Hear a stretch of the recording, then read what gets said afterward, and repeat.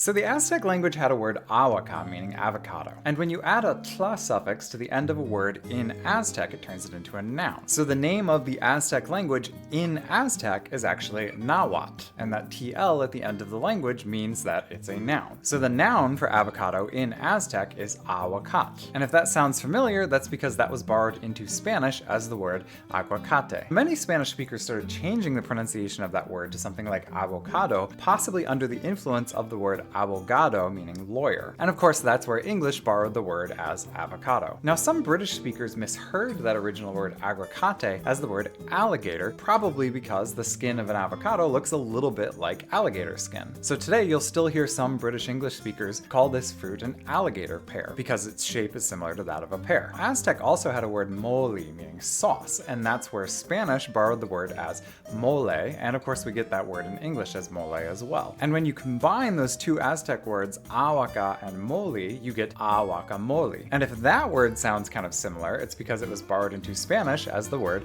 guacamole. And of course, that was later borrowed into English as guacamole. I'm Danny Heber, PhD in linguistics, and if you want to learn more about the history of language, give me a follow.